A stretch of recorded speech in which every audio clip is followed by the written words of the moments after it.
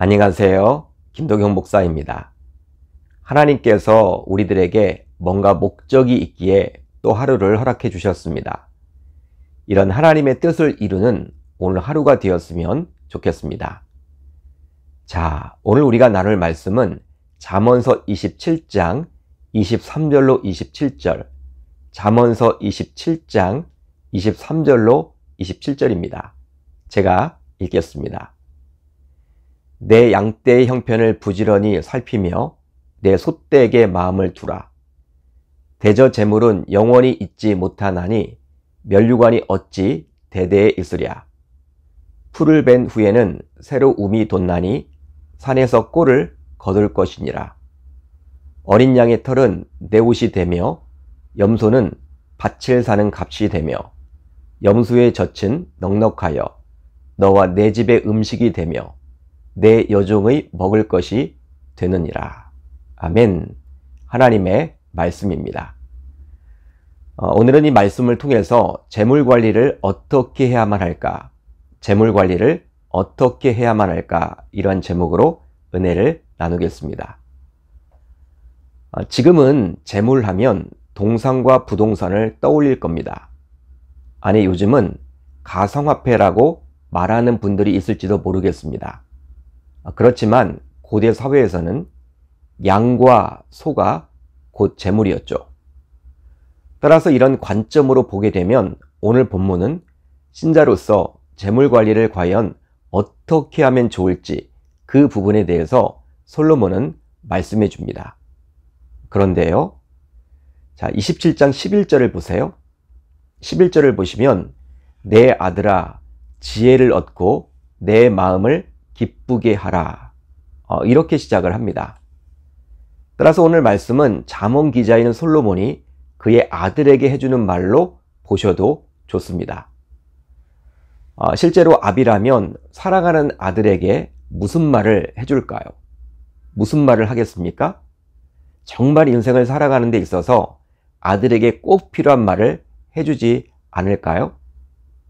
그러기에 오늘 말씀은 마치 아비가 아들에게 주는 것처럼 우리의 영적 아비인 하나님 아버지께서 자녀인 우리에게 해주신 말씀으로 여겨도 좋습니다. 그만큼 우리가 인생을 살아가는 데 있어서 이 재물 관리는 너무나도 중요한 문제이기 때문이죠. 자, 이제 23절을 볼까요? 내 양떼의 형편을 부지런히 살피며 내 솥대에게 마음을 두라. 잠언 기자인 솔로몬은 당시 재물인 양떼와 솥대를 가지고 있다면 항상 그것들을 살피고 마음에 두어야 한다. 이렇게 저와 여러분들에게 권면해 줍니다. 따라서 본문에 나오는 양떼와 솥대는 자신이 가진 재물로 보셔야만 하겠죠. 그렇다면 이 본문에 나오는 부지런히 살핀다. 이 부지런히 살핀다. 이것의 의미는 무엇입니까? 바로 확실히 알아라. 이런 뜻입니다. 확실히 알아라. 그러면 우리가 이렇게 해야만 하는 이유는 과연 무엇 때문일까요?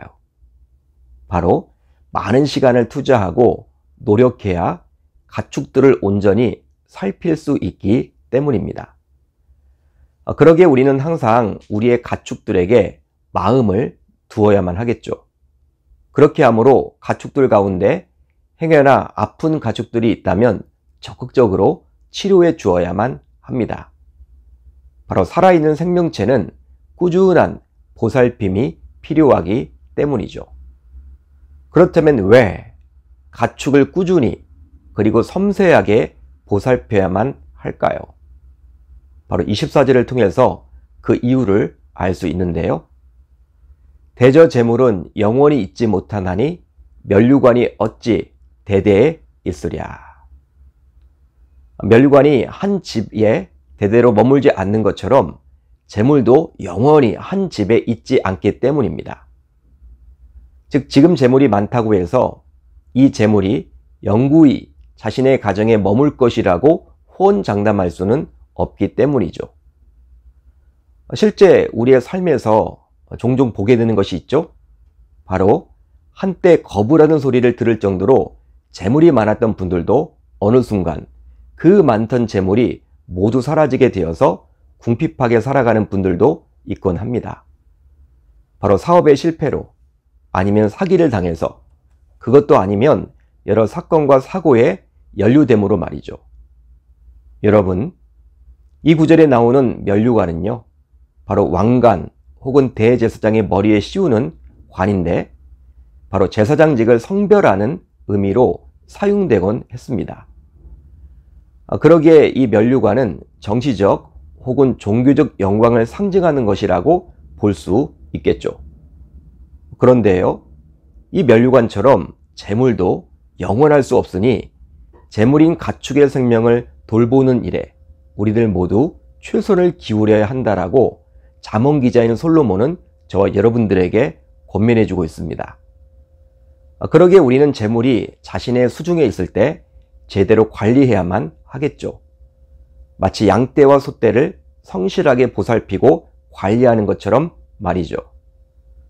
그러나 그렇다고 해서 재물을 단순히 움켜주어서는 곤란하고, 그 재물을 사용해서 하나님께서 원하시는 일에 선하게 흘려보내야만 합니다.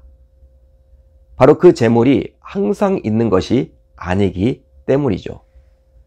따라서 더 재물이 많아지게 되면, 더 부자가 되면 그때 가서 하나님의 일에 재물을 사용하겠다라는 다짐은 어떤 의미에서는 지킬 수 없는 약속일 수도 있습니다. 바로 나중에는 아예 지금보다도 더 재물이 없을 수도 있기 때문이죠. 따라서 현재 자신에게 주어진 범위 내에서 자신에게 있는 재물을 하나님을 위해서 사용해야만 할 줄 믿습니다. 즉, 지금부터 바로 시작해야만 하는 것이죠. 그렇게 할 때 축복은 흘려보내는 것이기 때문에 우리가 많이 보내면 보낼수록 하나님께서는 우리들에게 더 많이 맡기실 줄 믿습니다. 실제로 오늘 본문 25절을 보세요. 25절을 보시면 가축들을 먹이기 위해 풀을 베면 곧바로 새로 움이 돋고 산에는 가축들을 먹일 만한 꼴이 널려지게 된다라고 나오는데요. 이것은 바로 가축들을 단순히 재산으로 여기지 않고 하나님께서 맡기신 생명들이라는 사실을 인정하고 성실하게 보살폈을 때 하나님께서 이런 놀라운 축복을 주신다라는 사실을 우리들에게 알려줍니다.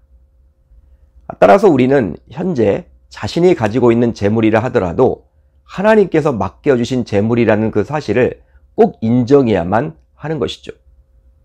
이런 인정을 할 때만이 우리는 자신의 재물을 아낌없이 하나님을 위해서, 또 하나님이 원하시는 일에 사용할 수 있는 것입니다. 실제로 재물에 대한 이런 원리를 알고 살아간다면 우리는 하나님께서 부어주시는 축복 속에서 매일매일 행복하게 살아갈 수 있게 되는 것이죠. 더욱이 오늘 본문 26절로 27절을 보게 되면 그렇게 살아가는 인생을 하나님께서 얼마나 축복하시는지에 대해서 보다 자세히 기록해주고 있습니다. 어린 양의 털은 내 옷이 되며 염소는 밭을 사는 값이 되며 염소의 젖은 넉넉하여 너와 내 집의 음식이 되며 내 여종의 먹을 것이 되느니라. 한마디로 눈에 보이는 재산이 더 많아지게 된다라고 약속해 주시죠. 잠언 기자인 솔로몬은 이런 축복을 아주 디테일하게 그려주고 있는데요. 우선 어린 양의 털은 옷이 됩니다. 당신은 지금보다 옷이 훨씬 귀한 고대 사회라 할 수 있는데요. 그런데 어린 양의 털로 만든 옷을 입게 되었으니 얼마나 좋고 따뜻하겠습니까? 아마도 어린 양의 털이기에 다른 어느 누구보다도 부드럽고 따뜻한 털로 제작된 옷을 입게 되겠죠. 또 있습니다. 염소는 팔아서 밭을 살 수 있는 재원이 되겠죠. 이제 염소를 팔아서 밭을 사게 되므로 목축업에서 농업으로의 사업이 확장되었음을 보여주는 거예요. 실제로 목축업만 하는 것보다 농업과 함께함으로 사업의 부담을 훨씬 적게 짊어지게 되겠죠. 즉 사업의 위험 부담이 훨씬 적어지게 될 것입니다. 왜냐하면 목축업이 잘 안 되어도 농업으로 그럭저럭 버틸 수가 있고, 또 농업이 잘 안 되면 목축업이 있으니 먹고 사는 데는 지장을 덜 받게 되기 때문이겠죠. 그러기에 누구든지 목축업과 농업을 병행하기를 원할 것입니다. 그러나 이것은 결코 쉽지 않죠. 그러다 보니 하고 싶어도 할 수 없어요. 그렇지만 하나님께서 축복해 주심으로 가능하게 됩니다. 마지막으로 염소의 젖은 음식이 되어서 온 집안, 즉 가장 비천한 여종까지도 모두 마실 수 있게 됩니다. 보통의 경우 염소의 젖은 주인 혹은 주인의 가족들이나 마실 수 있습니다. 그러기에 보통의 경우 비천한 여종의 경우에는 염소의 젖을 마실 수 없죠. 그러나 이 가정은 염소의 젖이 넉넉하게 되므로 미천한 여종까지도 염소의 젖을 마실 수 있게 됩니다. 결국 그렇게 되므로 여종은 힘차게 자신의 일을 감당하게 되겠죠. 여러분, 이런 일들은 모두 하나님께서 베푸실 축복이라고 잠언 기자인 솔로몬은 저와 여러분들에게 말씀해주고 있어요. 바로 자신의 가축들을 그냥 재산으로만 보지 않고 자신이 보살펴야 할 생명으로 여기는 사람에게 주시는 축복 말입니다. 따라서 이 말씀을 듣는 우리들 모두 이런 잠언 기자의 권면을 꼭 기억하사 내가 소유한 재물도 하나님께서 나에게 맡겨주신 양떼와 소떼와 같기에 하나님을 위해서 사용하겠노라고 다짐하시면 좋겠습니다. 그렇게 함으로 하나님께서 친히 입히시고 먹이시고 사업을 확장해 주시는 놀라운 축복을 진정으로 맛볼 수 있기를 우리 주님의 이름으로 축원합니다. 축원합니다. 자, 이제 우리 공동체가 함께 나눌 기도 제목인데요. 우선 잠언 기자의 권면대로 자신의 재물을 관리하게 하소서. 다음으로 기도의 영성을 다시금 회복하는 주님의 권속들 되게 하소서. 오늘 하루도 이 말씀을 붙들고 기도하는 가운데 주님으로부터 응답을 받고 주님의 마음을 알아나가는 저와 여러분들이 되셨으면 좋겠습니다.